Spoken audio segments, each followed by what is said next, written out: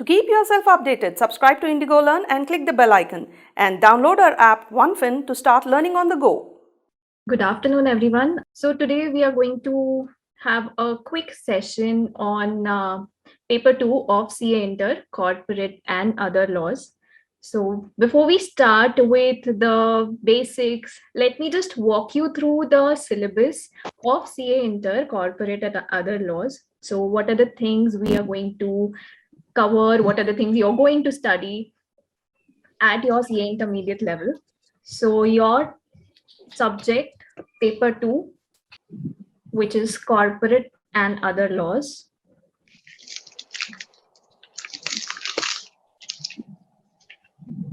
And as the name itself suggests, it is divided into two parts. One is your corporate law,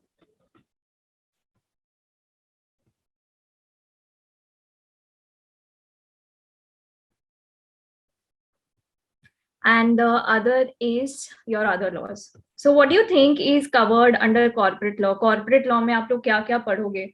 What do you think corporate law means? What are the topics you're going to study under corporate law? Any idea, anyone?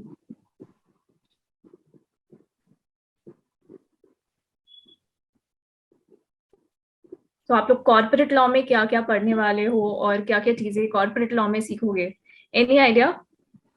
So this has to be an interactive session. Unless and until you're going to answer my questions, I'll not move ahead. So एक gentle reminder आप सब लोगों के लिए कि if I'm asking a question तो आप लोगों को उसका आंसर करना है. Okay, right, Ritika? You're going to study the Companies Act, company law. Okay, chapter 1 to 10. Chapter 1 to 10 of what?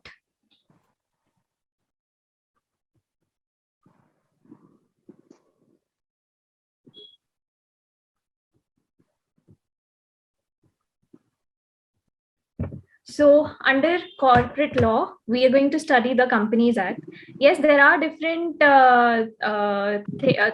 things which you have studied under the Companies Act at your foundation level. So at your foundation level, it was basically all the basics of Companies Act. And now at your intermediate level, what are you going to study under the Companies Act? So you're going to study only from section 1 to section 148. सिर्फ section 1 से section 148 तक आप लोग आपके CA intermediate में पढ़ने वाले हो from the companies act. Now let me make it very clear that companies act entirely consist of 470 section. तो उसमें से आप लोग सिर्फ 148 सेक्शंस पढ़ने वाले हो, तो वो सिर्फ 148 सेक्शंस ही होगा. Now topic of other laws, what are the topics you study under the other laws? So the first one is, I am sure this would have been your favorite topic at your foundation level. So सबका favorite topic कौन सा था at your foundation level? Which was the easiest and the most favorite topic at your foundation level? The topic which you've studied for law at your foundation level? The easiest and the most interesting, and also scoring. Contract Act, right? So Guru says Contract Act. Nandini also says Contract Act. So सिर्फ दो ही लोगों है क्या? Others, what about others? What was your favorite topic?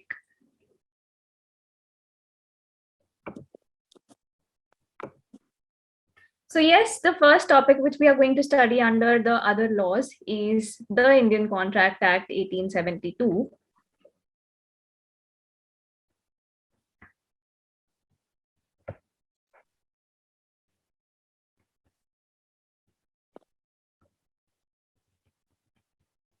So how many sections of the Contract Act have you studied at the foundation level?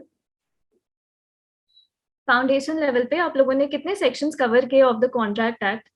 If you have a memory of how many sections you've studied.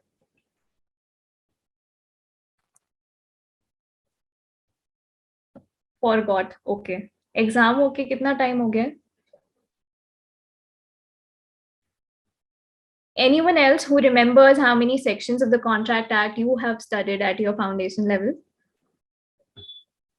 So you've studied from section 1 to 75 at your foundation level, and talking of what will be covered at your intermediate level.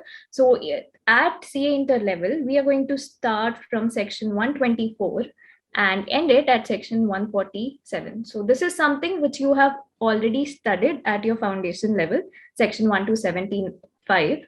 And at intermediate level, we are going to start from section 124. Now, a question would come to your mind, what about section 76 to section 123? So, क्या कोई मुझे इसका answer दे सकता है कि section 76 से section 123 कहाँ चला गया? Yes, this class will end before your November 22 attempt. This class is for November 22 students. Right, so section 76 to section 123 was basically Sale of Goods Act, which was removed, which was earlier a part of the Indian Contract Act, which was removed, and a separate act, the Sale of Goods Act, was made.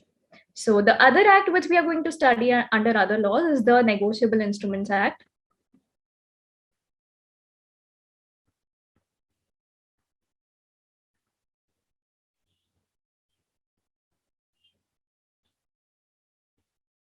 Wherein we will understand about bills of exchange, promissory notes, and checks. So I'm sure you all have studied about bills of exchange, promissory notes in accounting at your foundation level. So now we are going to study about them in more detail under law and all the legal provisions with regard to these things. Moving on, the next one is the General Clauses Act. And finally, you have interpretation of statute. General Clauses Act is basically wherein we are going to understand few basic rules of interpretation and also some general rules, general provisions which are applicable when we interpret different terms in different acts. And then we finally have interpretation of statute, wherein we are going to learn about the interpretation. How are we going to interpret? What are the different rules of interpretation?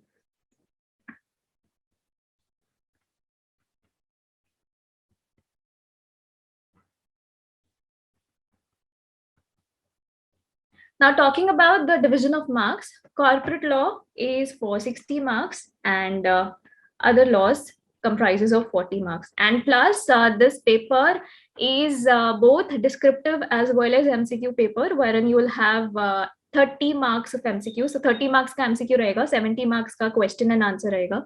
So when you have MCQs, ऐसा नहीं है कि MCQs direct questions होंगे, MCQs में भी case studies आ सकती है. So 30 marks का MCQ part रहेगा and 70 mark would be your normal question and answer, that is normal theory.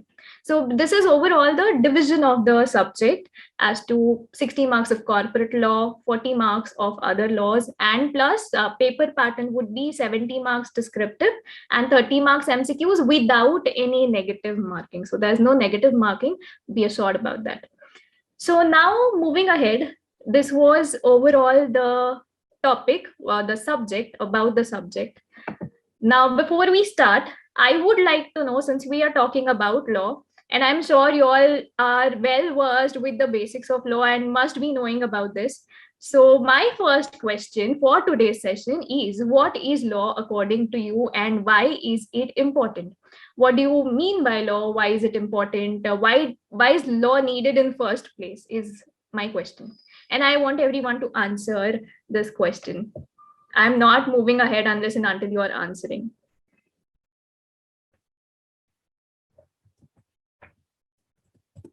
तो लॉ क्या होता है, लॉ की जरूरत क्यों है, लॉ क्यों बनाया जाता है? Regulations for easy conduct of life in a country. Okay. Anything else? किसी को और कुछ बोलना है about law for regulation? Okay.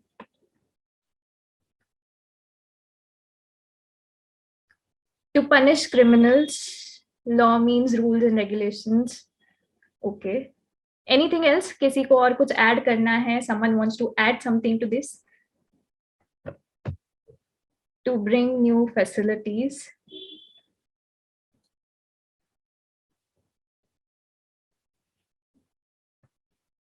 अच्छा ठीक है, let me ask you a question, let me give you an example. मैं एक एग्जांपल लेती हूँ और फिर उसके बेसिस पे आप लोग मुझे बताइएगा कि लॉ की जरूरत है या नहीं है. तो से you have paid fees to me and आपने मेरा क्लास ज्वाइन कर लिया, आपने हमें फीस पे कर दिया और जो मंडे से क्लास स्टार्ट होने वाला है you enrolled for the class, और अभी मैं मंडे से क्लास लेती ही नहीं हूँ। अगर कोई लॉ नहीं होता तो आप लोग कुछ कर पाते क्या? आप लोग मेरे अगेंस्ट एक्शन ले सकते थे अगर लॉ नहीं होता तो? अगर लॉ नहीं होता तो आप लोग क्या करते? आपने मुझे फीस दे दी, मेरे पास फीस है, बट मैं अब क्लास नहीं ले रही हूँ, तो आप लोग कुछ कर सकते थे क्या जब अगर लॉ नहीं होता तो?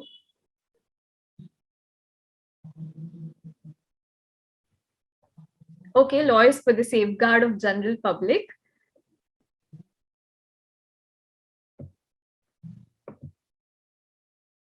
Okay, I want the answer for my example. अगर मैंने आपसे फीस ले ली है और मैं क्लास कंडक्ट नहीं कर रही हूँ, और अगर if there wouldn't have been any law in place, आप लोग मेरे अगेंस्ट कुछ एक्शन ले सकते थे, yes or no? You just have to type a simple yes or no. So please be interactive. It will help you in understanding things in a better way. तो गुरु says no, आप लोग मेरे against कोई action नहीं ले सकते in case law नहीं होता तो। पर क्या लॉ है? आप लोग मेरे अगेंस्ट एक्शन ले सकते हो? If yes, under which act and how can you take any action against me? आप लोग मेरे अगेंस्ट कुछ एक्शन ले सकते हो अगर मैं आपसे फीस ले लूं और क्लास ना लूं तो? Okay, Guru thinks it's contract act. What about others? What do other people think? Can you take an action against me?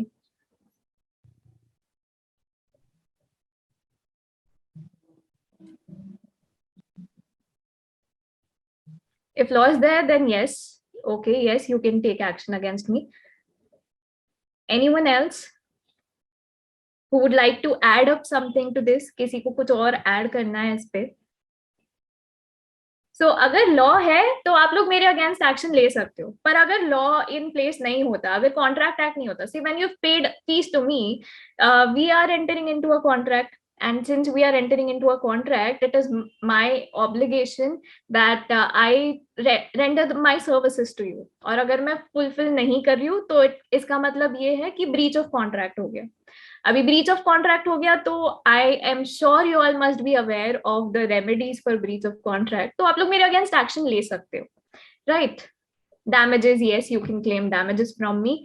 So law है इसलिए आप लोग मेरे अगेंस्ट एक्शन ले सकते हो। तो in simple terms if I explain you what law is, तो law is basically a set of rules and regulations which most of you have already mentioned, but these rules and regulations are basically for a systematic or a systematized working of things in a country or in a society. So अगर law नहीं होता in place, there would have been a lot of chaos. The situation would have been chaotic. जैसे the example which I've taken right now, you wouldn't be able to take any action against me and you would have been on a losing end if there was no law in place. So law है इसलिए आप लोग मेरे against action भी ले पा रहे हो, और law है इसलिए you have got certain remedies against me. So that is why law is important.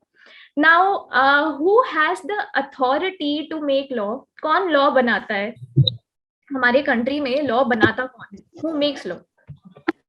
I believe you all know about this and you all can interact. It is okay to answer Constitution of India. So Constitution of India, government, okay. law कैसे बनता है या फिर law बनाता कौन है? Let me just explain you a few basics of this and then we'll move ahead. So like someone has mentioned Constitution of India.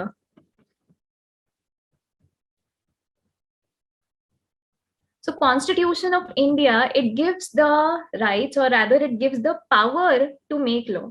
और power किसको दिया है कॉन्स्टिट्यूशन ऑफ इंडिया ने? कॉन्स्टिट्यूशन ऑफ इंडिया ने power दिया है to the parliament, houses of parliament and the state legislatures.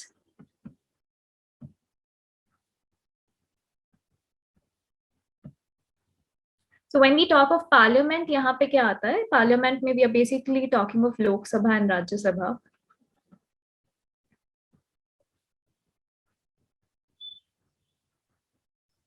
And when we talk of state legislatures, we are talking of Vidhan Sabha.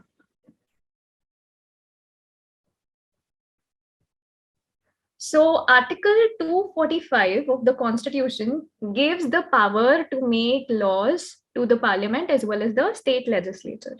And there's Article 246.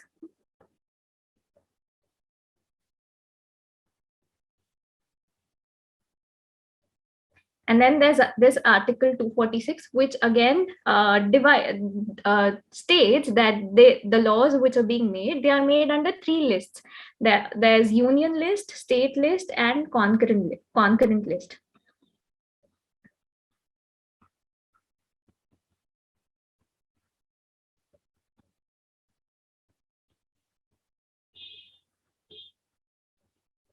So union list में basically वो laws आता है जो पूरे country पे applicable होते हैं, applicable to the whole of India. State list are basically state specific laws, and concurrent list are basically talking of the laws which are applicable to both states as well as center, where both center and states, they have their say.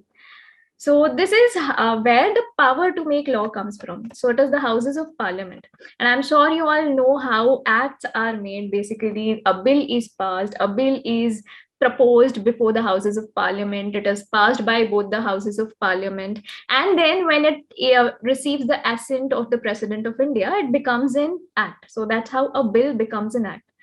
अभी एक मैं general knowledge का question पूछती हूँ आप लोगों से, who is the president of India? President of India कौन है? Who is currently the president of India? And I expect you all to know this. Please answer.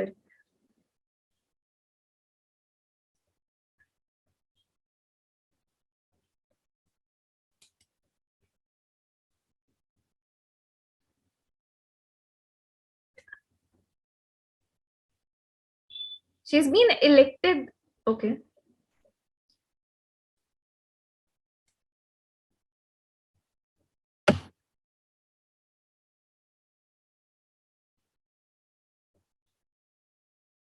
I believe my question is clear.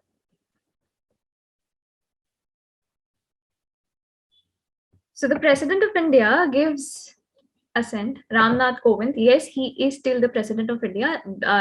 New president elect हो चुकी है, पर अभी भी president mister Kovind ही है. सो अगर आज के डेट में कोई असेंट मिलने वाला है तो मिस्टर कोविंद का मिलेगा. सो बिल हाउसेस ऑफ पार्लियामेंट में पास होता है and it receives the assent of the president of India, and that's how act is made. Now when we talk of act, let's now start with a few basics of the Companies Act 2013. And since you all are already aware of the Companies Act 2013, आप लोगों ने थोड़ा बहुत Companies Act का basic आपके foundation level पे पढ़ा हुआ है. So let me ask you a question about the applicability of the Companies Act. Companies Act, what is the extent of the applicability of the Companies Act? किसको applicable है Companies Act?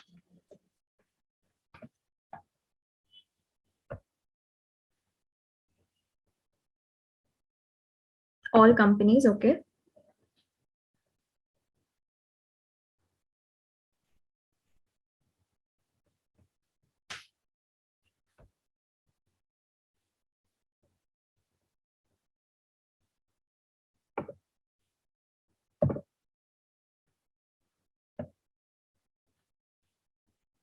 Companies which are registered under Companies Act or any other previous company law, okay.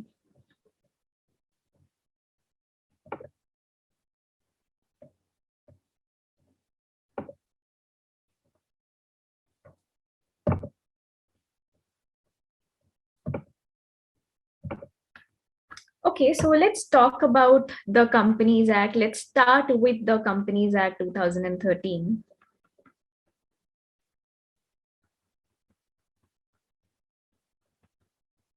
So when we talk about the Companies Act 2013, like I've mentioned, Companies Act 2013 में total 470 sections है, of which at your intermediate level, we are going to cover section 1 to section 148. Now, section 1 of every act basically talks about three things. Its title, extent, and applicability.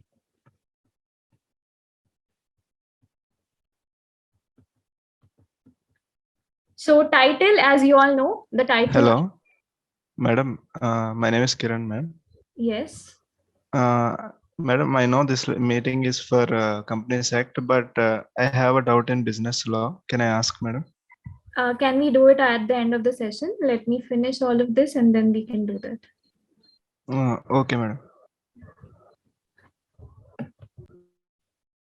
So section 1 of the Act, it usually talks about the title, extent, and applicability of the Act. Title, as you all know, it is the Companies Act 2013. Talking about the extent basically talks of whole of India. So this Act is applicable to whole of India. Now, talking about applicability, to which types of companies is this Act applicable to? What are the different companies which are covered under the purview, under the ambit of the Companies Act 2013? So the first type of company, as already mentioned, is a company which is formed under this Act or incorporated under this Act, that is the Companies Act 2013, or any other previous company law.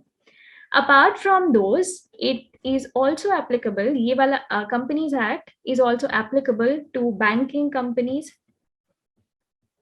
मतलब जो भी banking companies है, banking companies को भी companies act apply होगा, और banking companies को ही नहीं, companies act will also apply to insurance companies, and it is also applicable to electricity companies. But there's a catch here. Now वो catch क्या है? Let's understand. So मैंने बोला कि Companies Act is applicable to a banking company, it is applicable to an insurance company, and it is also applicable to an electricity company. But there are some specific laws which govern these different companies. मतलब banking company के लिए ना, there's Banking Regulation Act. Insurance company के लिए there's Insurance Act and Insurance Regulatory Development Authority Act. For electricity companies there's Electricity Act. So इन तीनों companies, तीनों type की companies को govern करने के लिए already एक separate act है. तो what if there's an inconsistency? मतलब बैंकिंग रेगुलेशन एक्ट कुछ बोल रहा है पर और कंपनीज एक्ट जो है वो कुछ और बोल रहा है. से बैंकिंग रेगुलेशन एक्ट बोलता है कि आप बैंक्स को जो भी अपने फाइनेंशियल स्टेटमेंट है, it has to make it as per the schedules which have been prescribed. Companies act कुछ और बोलता है. So in that situation, a bank will have to follow which act? Will it follow the Banking Regulation Act or will it follow the Companies Act? कौन सा act इस situation में follow करेगा? So the answer to this is, in such a situation, जहाँ पे inconsistency है, मतलब Banking Regulation Act says something else and the Companies Act says something else. In that situation, the act which governs these type of companies will be applicable and not the Companies Act. So in case of inconsistency, follow the act which governs these companies, the provisions of those acts shall be applicable.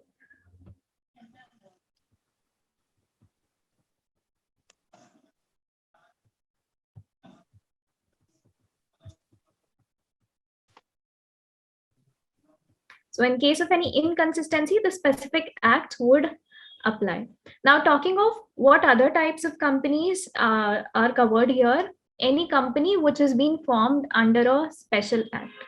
Now special act here would would include companies like Life Insurance Corporation, could include the State Bank of India. So any company which has been formed under some special act, to that company as well, Companies Act is applicable. But again वही वाला rule आ जाता है कि अगर specific act में या special act में कुछ और मेंशन किया गया है तो वो वाला एक्ट अप्लाई होगा. Provisions of that act will apply in case wherever there's any inconsistency.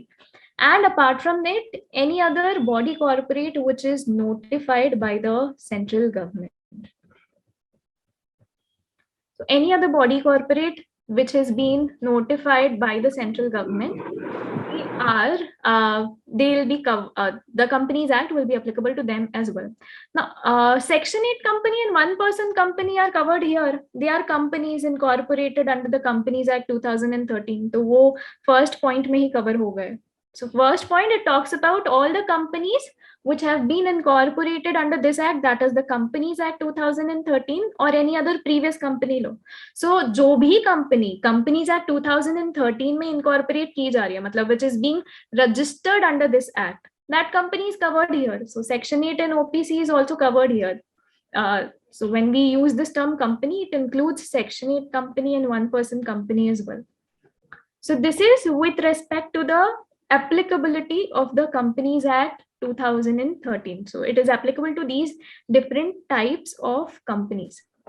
Now moving on, let's start with certain important terms and some important terms which are used under Section 2, which deals with definitions.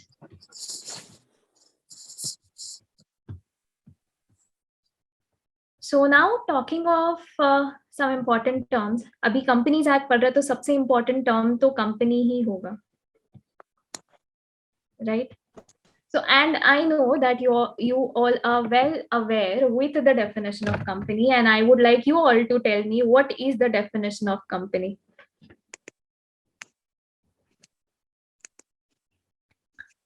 Foundation में सबने पढ़ा है company का definition, बहुत detail में पढ़ा है, and I know सबने रट्टा मारा होगा कंपनी का definition at your foundation level की what is a company. So I want you all to tell me what is a company as per the Companies Act 2013. I do not want the features, I want the definition.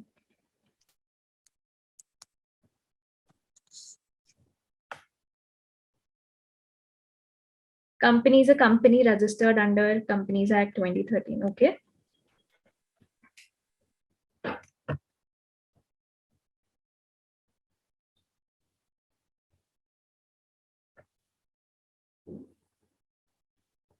Or any other previous company law, okay?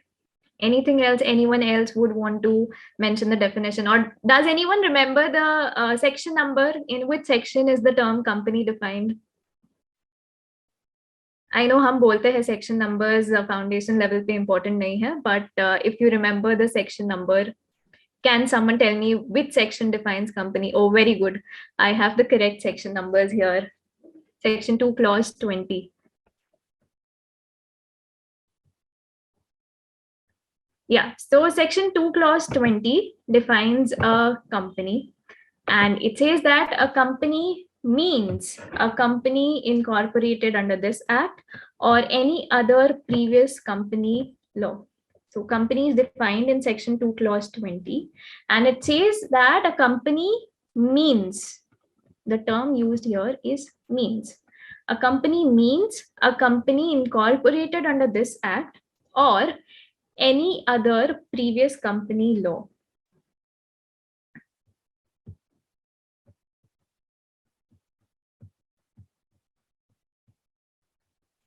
This act means which act?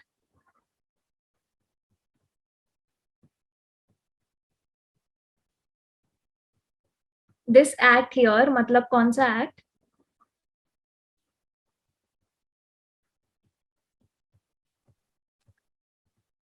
The Companies Act 2013, correct.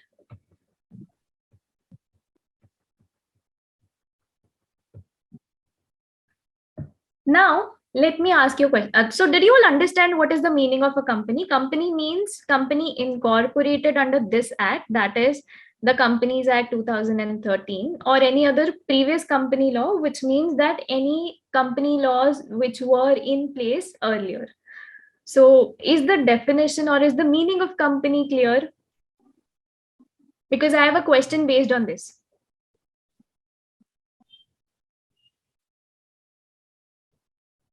And I know you all have studied under your Contract Act that mere silence does not amount to acceptance. But if I'm not receiving answers here in the chat box, I will assume your silence to be acceptance now. So does silence here amount to acceptance that all of you have understood the meaning of company?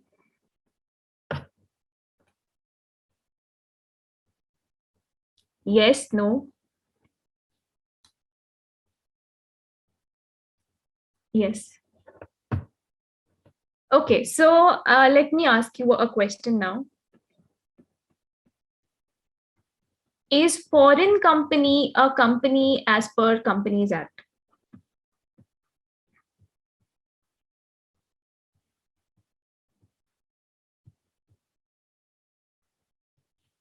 Think and answer. मैं ऐसे ही कोई भी question नहीं पूछूंगी आपसे, so think and give your answer.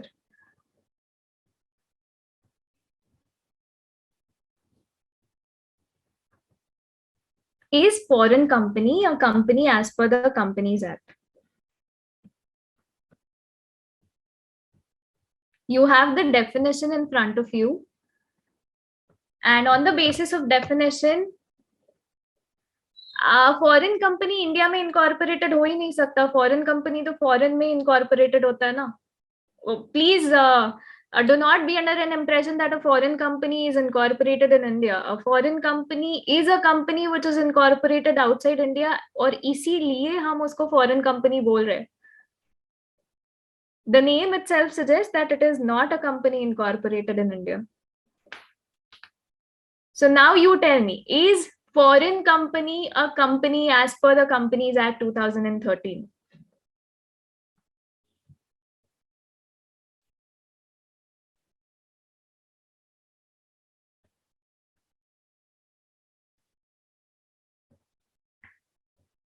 So, okay, someone says no.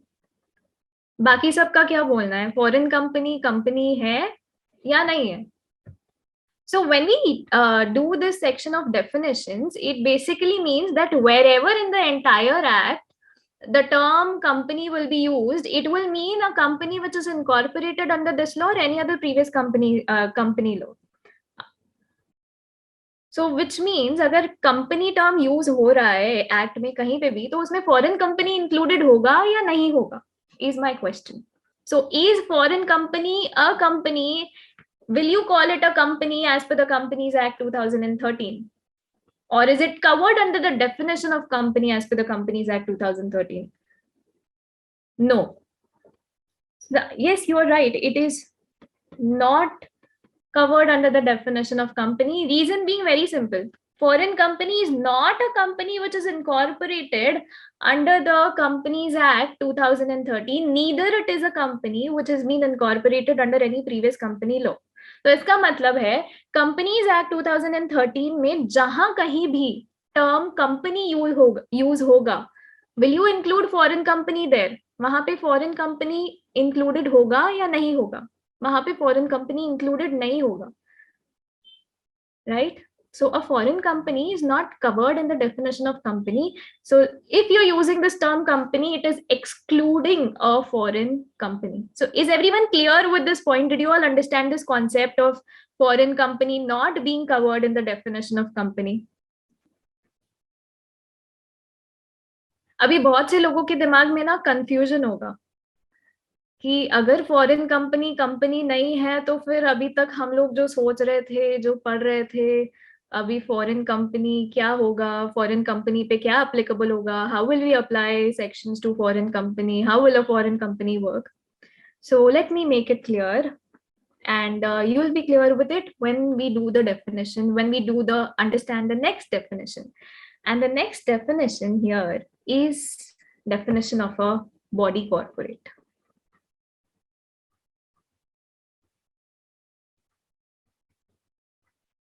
आप लोगों को पता है बॉडी कॉर्पोरेट क्या होता है? Have you all come across this term body corporate earlier? Can someone tell me what a body corporate is?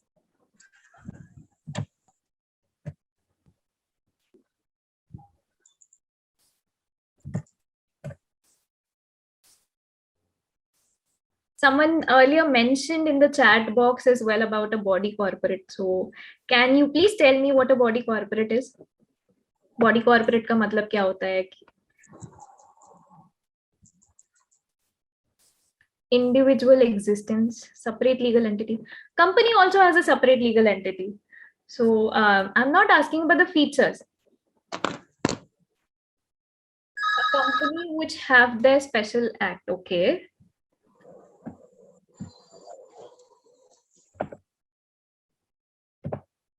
Anything apart from this? किसी को add करना है इसमें कुछ about body corporate?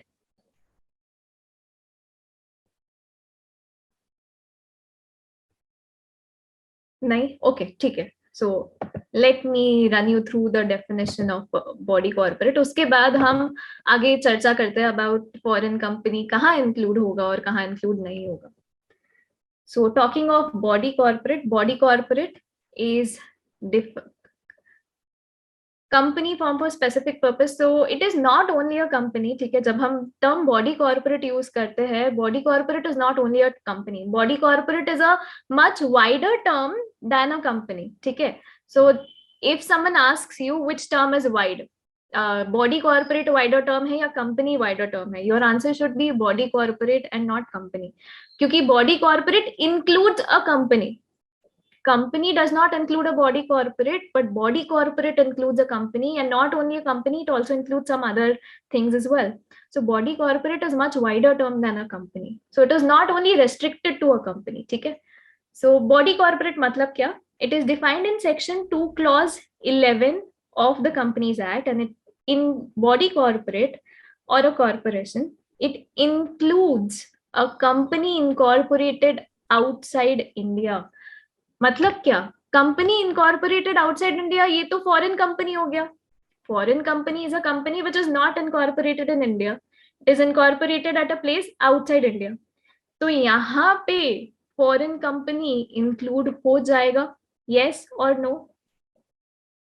जब हम बॉडी कॉर्पोरेट की बात कर रहे हैं, when we are talking of a body corporate, it includes a company incorporated outside India, which means अभी तक हम जो बोल रहे थे कि foreign company is not a company, foreign company यहाँ पे इंक्लूड होगा. So foreign company is still not covered under the definition of company, but foreign company is a body corporate. So which means in the entire act, wherever the term body corporate will be used, so it includes a company which is incorporated in India. Not only that, but it also includes a company which is incorporated outside India, which means a foreign company is a body corporate. But there are specific exclusions as well from the definition of body corporate.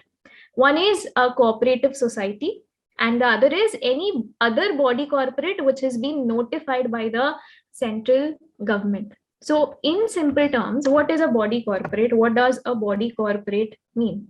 Now, if you have seen the definition clearly, आपने अगर definition carefully देखा होगा, company का definition जो है, वहां पे जो term use होता है वो है means.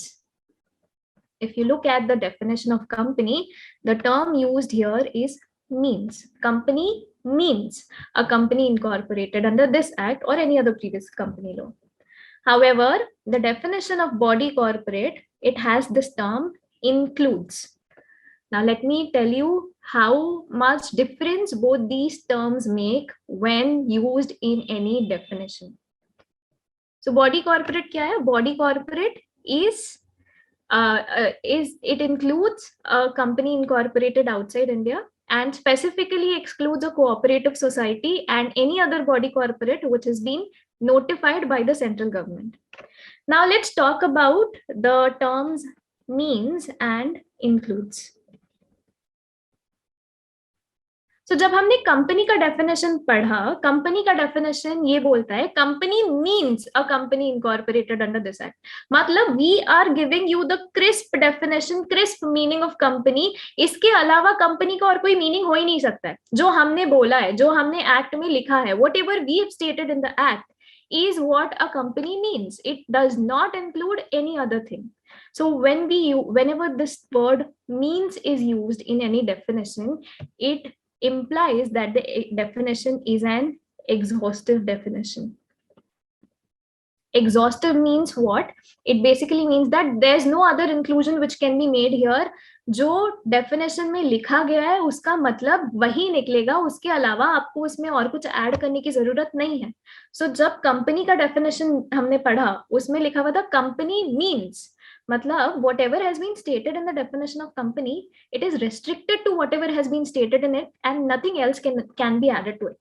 However, जब हमने बॉडी कॉर्पोरेट का डेफिनेशन पढ़ा, उसमें था टर्म इंक्लूड्स, और सिर्फ एक सिंपल लाइन लिखा हुआ था, body corporate includes a company incorporated outside India.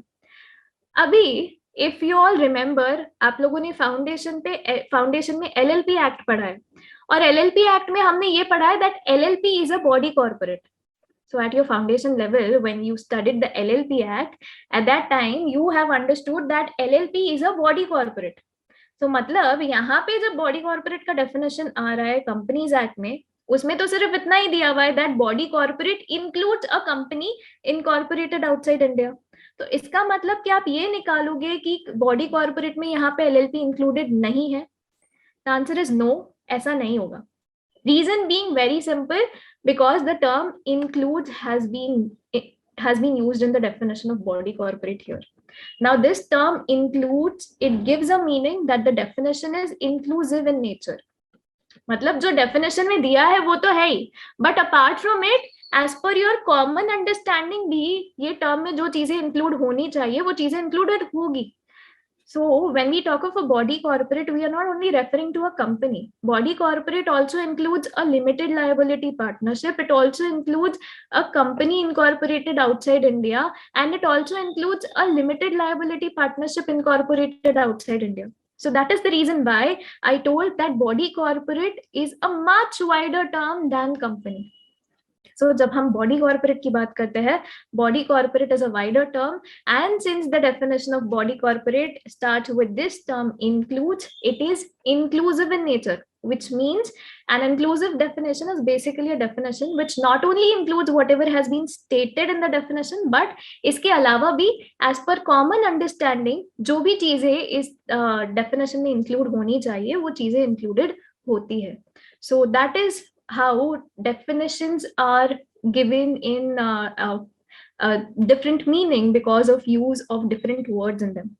अभी कोई definition होता है जहां पे दोनों terms use होते हैं, means as well as includes. To give you an example, definition of a share. So the definition of share goes this way. Share means a share in the capital of the company and it includes stock. So दोनों terms use हो गए ना यहाँ पे, तो means भी include हो गया और includes भी include हो गया. तो इस टाइप के definition को हम क्या बोलेंगे? Will it be an exhaustive definition or will it be an inclusive definition? So wherein a definition contains both means as well as includes, in such a situation it is an exhaustive definition. सबको इतना समझ में आया? Are you all able to understand हम लोग क्या समझ रहे हैं, हम क्या समझने की कोशिश कर रहे हैं?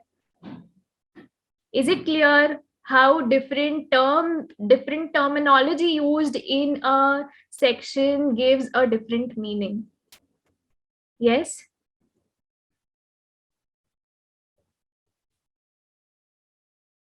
Okay, so we have understood two terms abhi tak, company and body corporate. And please remember हमने क्या समझा है? हमने ये समझा है कि term company में foreign company included नहीं है, but body corporate जब हम बोलते हैं तो उसमें foreign company included होता है. अभी ये बात आप लोग याद रखना, क्योंकि यही बात पे ना आगे आप लोग कंफ्यूज होने वाले हो when we go to the definition of a subsidiary company, and there I will ask this question to you again and your answer will change. So keep these things in mind. We will use these things again in the definition of subsidiary company. But अभी के लिए, अभी तक जितना किया वो clear है, company and body corporate. Are you all clear with company and body corporate? And also means includes? Yes. Okay.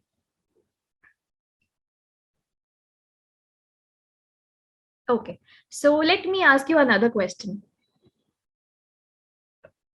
Now my question is, if say a friend of yours comes to you, you are a qualified chartered accountant और आपके पास एक friend आ रहा है आपका और वो ये पूछता है कि मुझे ना एक business start करना है, तो मैं किस firm का organization खोलूं?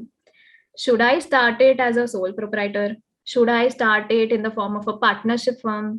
या फिर मैं LLP start करूं, या फिर मैं कंपनी स्टार्ट करूं, मैं क्या स्टार्ट करूं, आपसे ये एडवाइस मांग रहा है. And you know law, you are well versed with companies act, you are well versed with all taxation rules, आपको सब पता है, you are a chartered accountant, right?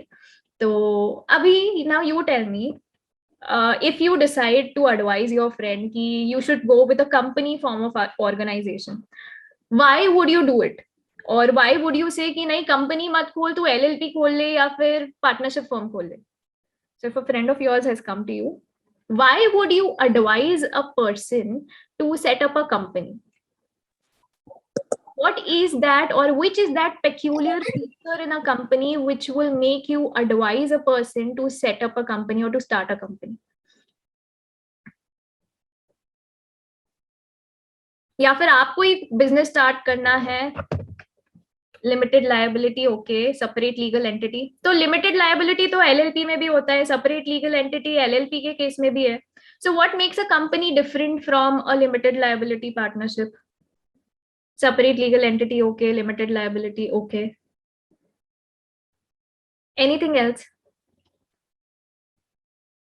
Why would you advise a person to set up a company? Can take money from public at large, okay, very good, good point. No idea, okay. So when we talk of a company form of organization, या जब हम company की बात कर रहे हैं, तो अगर किसी को अपना बिजनेस बहुत बढ़ाना है, एक लार्ज स्केल पे लेके जाना है, तो उस सिचुएशन में you should definitely advise that person that they set up a company, because there are several benefits like all of you have mentioned, limited liability, separate legal entity, perpetual succession. I'll come to these points as well in some time. And apart from this, these features are there in case of LLP as well. LLP में भी ये सारे features है. पर अगर किसी को अपना business बहुत ही बड़ी scale पे करना है, then in that situation, starting up a company would be advisable. But say a person doesn't want to go upscale, और या फिर उनका ये intention नहीं है कि आगे जाके IPOs करना है, मनी रेज करना है पब्लिक एट लार्ज से, तो उस सिचुएशन में LLP ठीक है. बट अगर किसी का बहुत बड़ा विजन है और उसको आगे और बढ़ाना है, सो उस सिचुएशन में it is better if they incorporate a company than incorporating a limited liability partnership. Also company के केस में कंप्लायंसेस ज्यादा होते हैं, LLP के केस में कंप्लायंसेस कम होते हैं. So there are pros cons of any type of organization which you are starting up with. Now talking about a company, like all of you've mentioned certain features of a company such as limited liability. Now I want to ask you, whose liability is limited? Is it the company's liability or is it the member's liability which is limited? Whose liability is limited? Is it the company's liability or the member's liability? Shareholders, members, company. Okay. Anything else? So how many of you think it is the company whose liability is limited? Members. Correct. So it is the members whose liability is limited. It is not the company whose liability is limited. Members का liability limited होता है, company का liability limited नहीं होता. Understand, company का जब winding up हो रहा होता है तो उस सिचुएशन में क्या होता है, कंपनीज के एसेट बेच दिए जाते हैं और लायबिलिटीज पे ऑफ की जाती है. तो इसका मतलब ये है कि कंपनी की लायबिलिटी तो अनलिमिटेड है, कंपनी के मेंबर्स जो है उनकी लायबिलिटी लिमिटेड है. सो कंपनी के मेंबर्स की लायबिलिटी लिमिटेड होती है, कंपनी की लायबिलिटी लिमिटेड नहीं होती. Now, the other feature which you all mentioned about a company was separate legal entity. What is separate legal entity? What do you mean by separate legal entity? Separate legal entity का मतलब क्या होता है?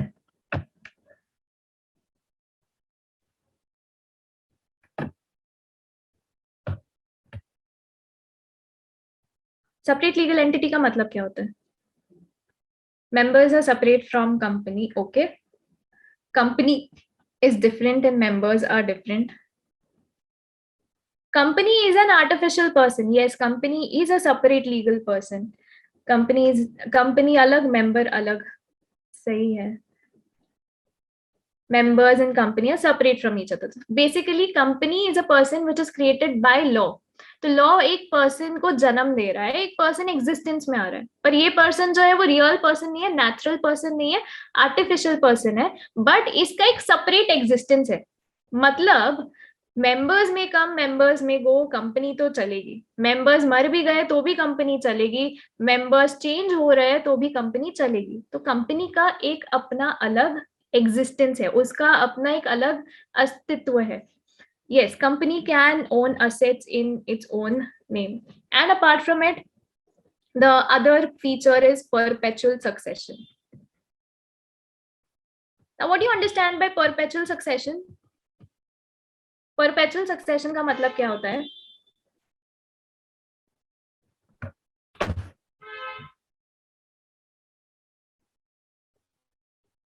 Never going to end. Okay, it will go on and on until and unless legally bound up.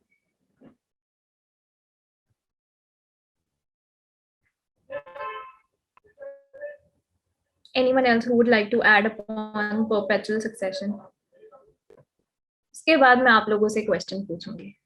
I'm sure you all must be thinking इसके questions खत्म ही नहीं होते, कितने सारे questions एक के बाद एक पूछे जा रही है. Okay, so let me ask you my question. So I have many doubts. You all are not asking me doubts. तो मैं अपने doubts ना आप लोगों से clear करवा रही हूँ. ठीक है? So perpetual succession की बात करते हैं. What if all the members of companies die?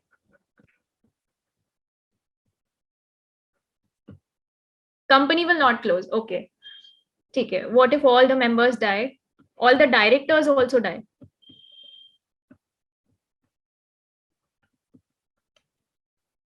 Company will dissolve. Do you think it will immediately dissolve? Death पे?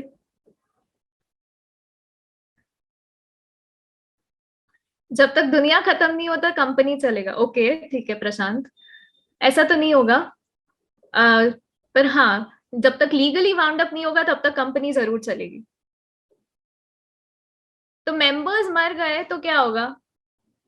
May God bless the company. Okay, members भी मर गए, डायरेक्टर्स भी मर गए, तो फिर अब क्या करेंगे?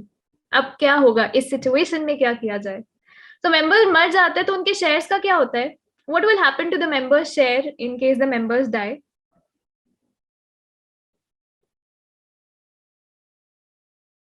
Legal heirs के पास चले जाएंगे. Basically, what happens is whenever a person he takes a share of the company, एक nomination form fill करना होता है. ठीक है, we'll understand this in detail जब हम हमारी classes start करेंगे. So we have good examples on these.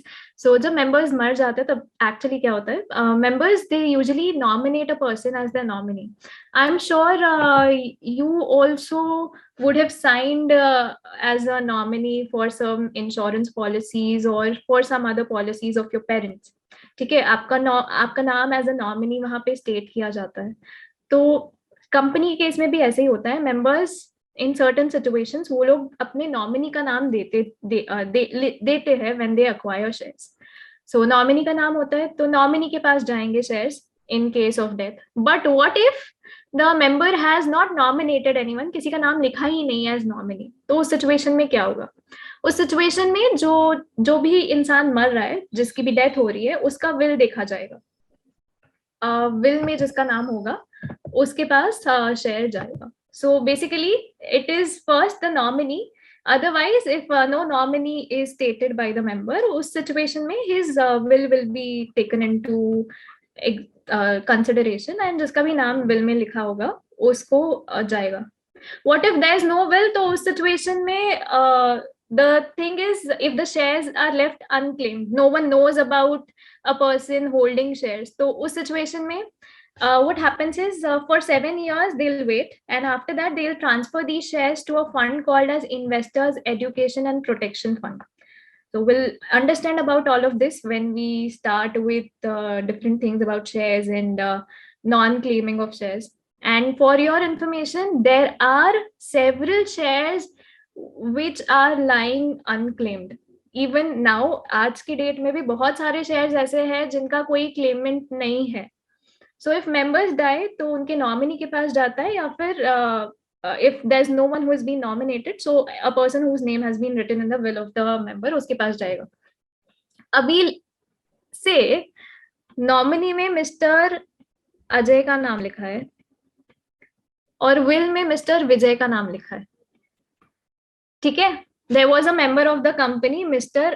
Adi. Mr. Adi was member in a company. He died.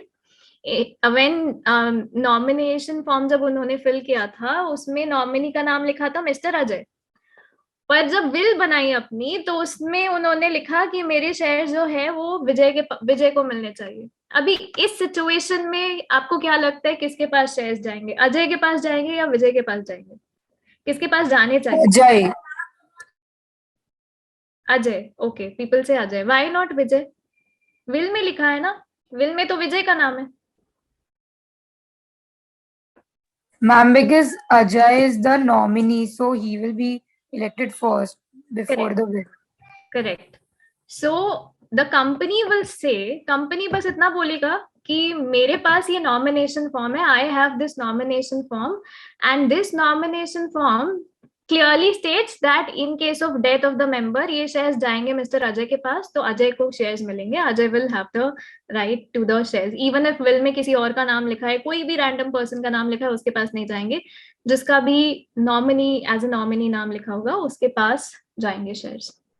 And what if all the directors die? यहाँ पे क्या होता है? If all the directors die, the promoters they fill in the shoes of the directors.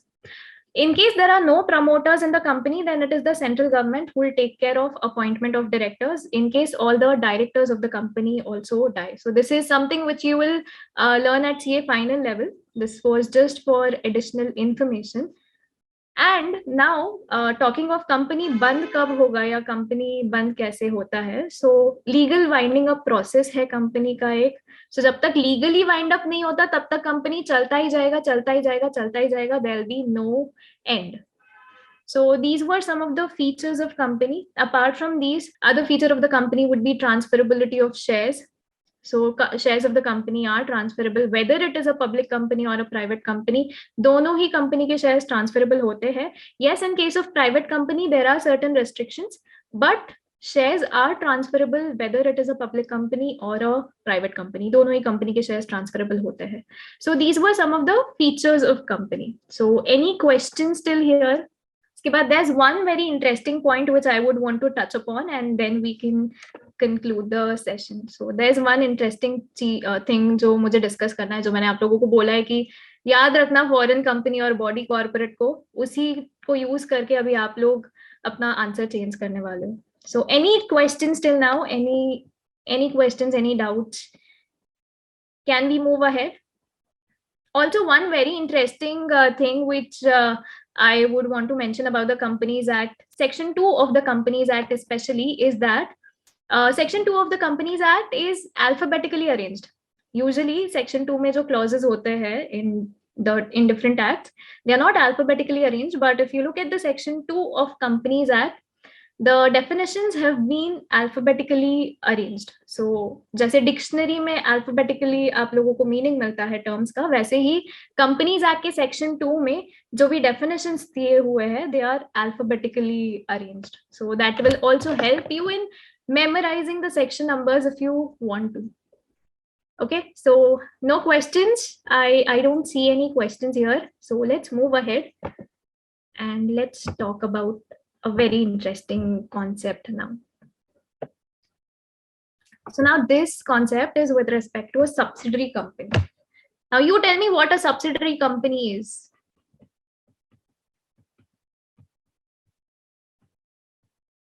आप लोग मुझे बताइए एक subsidiary company होता क्या है? Holding subsidiary relation कब आता है into existence? What is a subsidiary company? Company that belongs to another company which is usually referred to as parent. More than 50% shares. Are you sure about more than 50% shares? Is it more than 50% shares? Okay, ठीक है. More than 20%. अच्छा, मैंने 50% पे question किया तो you're changing it to 20% क्या?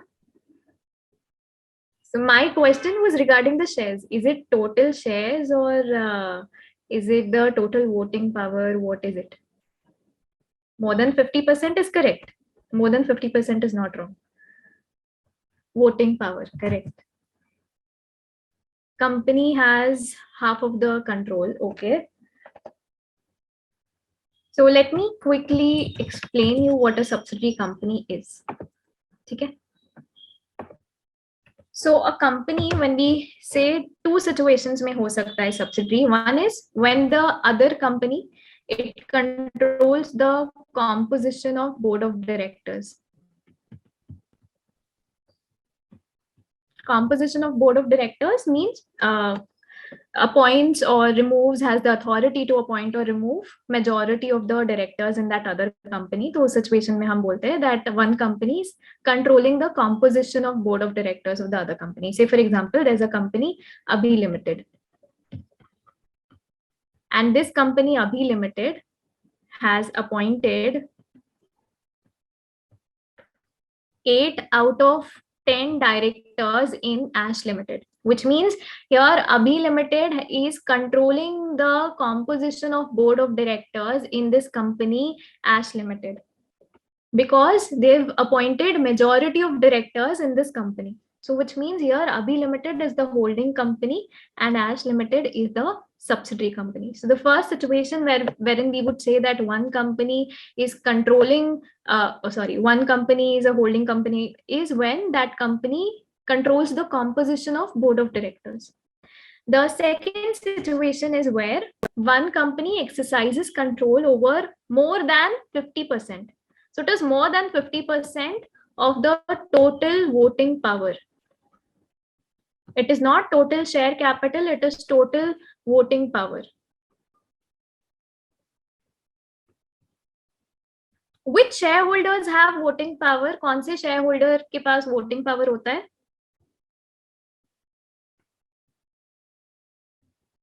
Which shareholders have voting power?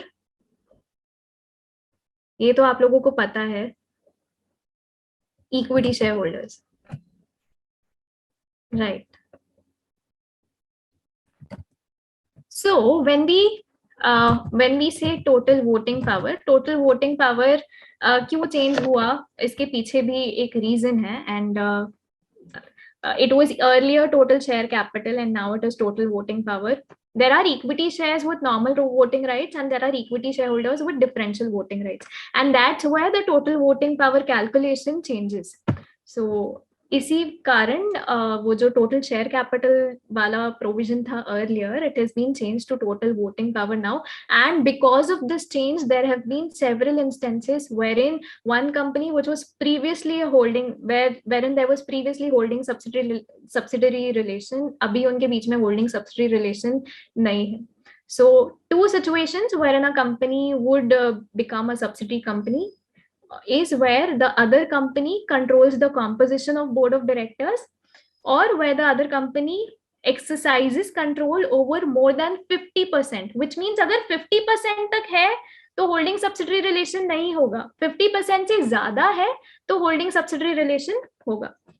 More than 50% of the total voting power in that other company. Now let me walk you through the definition of subsidiary company, और उसके बाद में मैं आप लोगों से एक question पूछूंगी. So let me just share my screen and show you the definition. Give me a minute. But are you all clear with what is a subsidiary company? Yes, no? Just a minute, I'll share with you the definition and we'll have a look at the definition of subsidiary company. उसके बाद मैं आपसे एक question पूछूंगी. Differential voting rights. Okay, I'll just do that. 1 minute. So when we talk of equity shares, normally क्या होता है? 1 share is equal to 1 vote. If you have a normal equity share, which is not a DVR, DVR is basically a share with differential voting right. So normally 1 share is equal to 1 vote. But when we talk of shares with differential voting rights, वहाँ पे क्या होता है? 1 share is not equal to 1 vote, but there is a difference. मतलब ऐसा हो सकता है 1 share is equal to 1/10 vote. Not 1 vote, but 1/10 vote. So यहाँ पे क्या हो गया? यहाँ पे क्या होगा? 10 shares हो गए आपके पास, तो आपका 1 वोट गिना जाएगा. In normal situation, it was 1. You have 1 share and that is 1 vote. In case of differential voting rights, one share becomes 1/10 vote, gives you only 1/10 vote, or it may be some other thing which is being decided by the company. So 1/10 vote है, मतलब एक share आपके पास है और आप उसको utilise कर रहे हो for the purposes of voting in the company, पर आपका vote will not be counted as one, but rather it will be only 1/10. So which means if you have 10 shares with differential voting rights, in that situation you will have one vote. So that is how shares with differential voting rights differ. Clear? Ma'am, so what is the advantage of DVRs then? Advantage of DVRs is basically, say if you are giving up on some of your voting rights, तो आपको वो लोग थोड़ा बहुत dividend ज़्यादा पे करते हैं. So Tata Motors was a company which first issued DVRs, and there वहाँ पे यही scenario था, one share is equal to 1/10 vote वाला, and they paid dividend in excess to the equity shareholders with differential voting rights because they were giving up on their voting right. और क्योंकि वो लोग अपना वोटिंग राइट गिव अप कर रहे थे, उस कारण they were getting dividend थोड़ा in excess than what normal shareholders got. Okay, ma'am, understood. Clear? Thank you. Welcome. Any other questions, anyone? Give me a minute. I'll share my screen and show you the definition of subsidiary company, and उसके बाद मैं आपसे एक question पूछती हूँ. Meanwhile, if you have any questions, you can ask me. I did not understand your question. Why, if we have 26 shares, so you have to proportionately calculate ना. If you have 26 shares, तो कितने vote रहेंगे आपके पास? Proportionately calculate होगा. The calculation will be proportionately done. Votes in fractions. See, when it is DVRs, so when voting by poll happens in a company, so when you go to voting by poll, तो वहाँ पे it is in proportion to the capital which you hold in the company. So वहाँ पे proportionately votes calculate होते हैं. Not generally. Generally, voting in company happens in different forms. There's show of hands. There's voting by poll. So poll में जब होता है, at that time the calculation of vote depends on your holding in that company. Any other question? Yeah. Okay. So अभी आप लोग subsidiary company का definition देखें. हम subsidiary company का definition देखते हैं. So if you look at the definition of subsidiary company, it says subsidiary in relation to any other company is, that means the holding company, means a company in which the holding company controls the composition of board of directors or exercises control over more than 1/2 of the total voting power, either at its own or together with one or more of its subsidiaries. ठीक है? अभी यहाँ पे हर जगह term क्या use किया है? Company in relation to other company, which means is foreign company included here? यहाँ पे foreign company included है क्या subsidiary company के definition में? Yes or no? No. We've understood foreign company included नहीं होता. जहाँ पे सिर्फ कंपनी टर्म यूज किया है वहां पे फॉरेन कंपनी इंक्लूडेड नहीं होता है, राइट? पर मेरा एक और डाउट है. डाउट्स मेरे खत्म ही नहीं होते. I have a doubt and you will clear that doubt. ठीक है? So have you heard of this company Nestle? Nestle का नाम सुना है? Have you heard of this company Nestle? I am sure KitKat सबने खाई है. मैगी तो सभी लोग खाते हैं, right? Don't tell me you do not. Nestle सुना है? Okay. So this company Nestle, which is Nestle India, which is Nestle India is a company which is incorporated in India. अभी नेस्ले इंडिया जो है, इसका holding company जो है वो है Nestle, which is located in Swiss.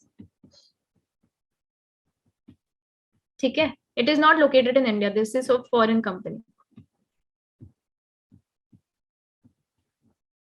And this company it holds 62.76% of the power in Nestle India.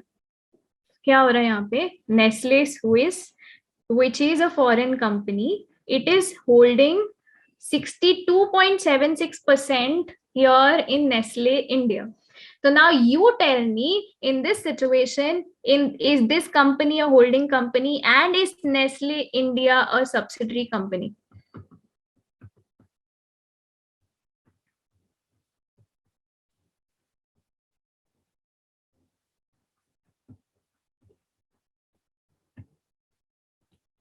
If you're saying yes, give me a reason. अभी हमने सब्सिडरी का डेफिनेशन पढ़ा और आप लोगों ने बोला था कि फॉरेन कंपनी कहीं पे भी इंक्लूडेड नहीं है. It contradicts. But it will not contradict in some time.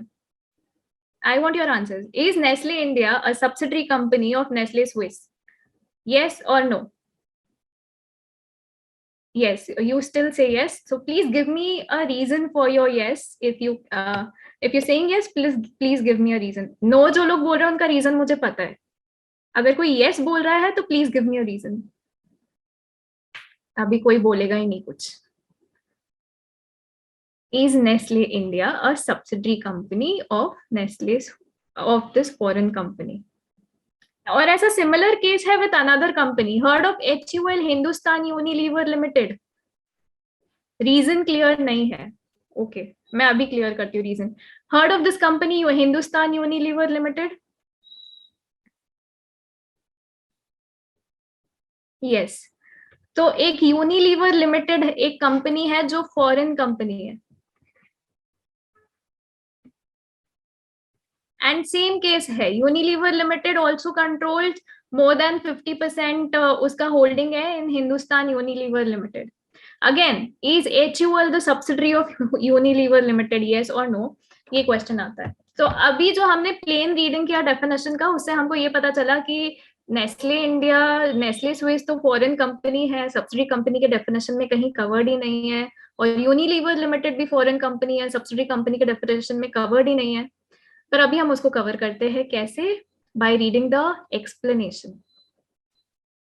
So if you look at the explanation of subsidiary company, उसका पॉइंट सी देखोगे आप, वहां पे clear expression company includes any body corporate.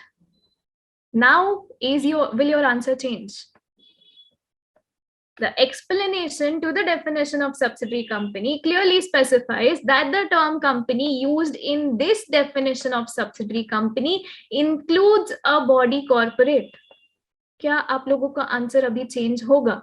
People who said no earlier. Yes. Now, is Nestle India a subsidiary?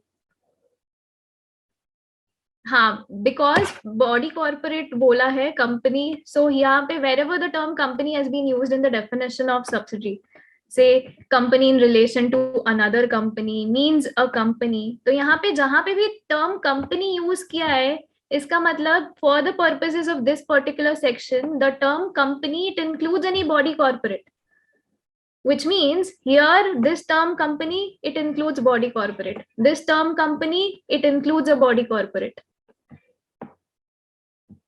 So which means what? Which means a foreign company is also included now. Yes or no? So now you tell me, is Nestle India a subsidiary of Nestle Swiss or is HUL a subsidiary of Unilever Limited? Hence explained. Okay. अब समझ में आया foreign companies को holding company क्यों बोल सकते हैं और इंडियन कंपनीज फॉरेन कंपनीज के सब्सिडरी क्यों होते हैं. Are you all clear with this particular point? Yes. Is it crystal clear? कुछ नया सीखने को मिला? Did you all think of company body corporate in this manner earlier? So whenever the thing which we would like to stress upon here is that whenever you're reading something, whenever you're reading a definition, a particular definition also has some hidden elements in them, and there are different things which are included in definitions as well.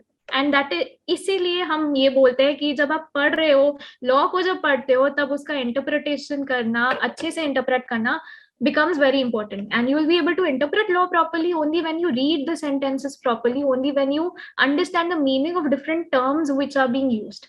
So that was it, and we are starting the classes from 25th, that is Monday. So enroll as soon as possible. There are also there's also discount running right now. So you all can enroll for the classes which we are starting from Monday. The timing of the class would be from 2 p.m. to 4:30 p.m. and the class would be from Monday to Saturday. Sunday छुट्टी रहेगी पर Saturday कोई छुट्टी नहीं होगी. Monday to Saturday रहेगा class. और any questions you can ask me right now. कोई भी doubt है या कोई भी question है, you all can ask me. Also, you will also have the backup. We also have this backup facility of the classes, of live classes. All the classes will be recorded.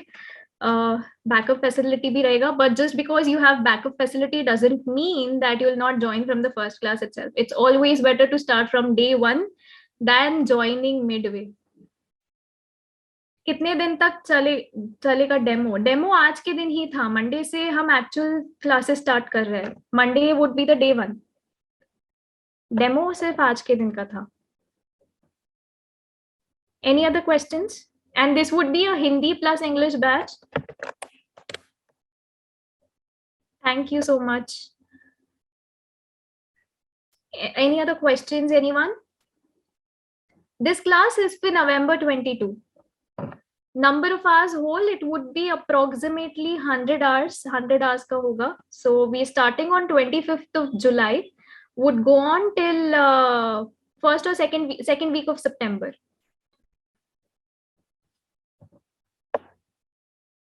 So November 22 ke liye hai. This is for people appearing for November 22 attempt. We'll have in-depth discussions about all the concepts, all the topics. You will also have MCQs available, and we are here to solve your doubts. You can use forums to post in your doubts, and we will personally respond there. And we'll also give you our notes. So any other concerns, any other questions? Live online होगा रोज. Yes, online live होगा रोज. Recorded नहीं होगा. Recorded का जो live होगा वही recording आपके लिए backup जैसे available रहेगा. Any other questions? किसी को कुछ और पूछना है? कोई और doubt, कोई और concern? We are here for 2 more minutes. PPT animation. What kind of PPT animation are you talking of? अगर आप थोड़ा clearly लिखो तो मैं आपको explain कर सकूं.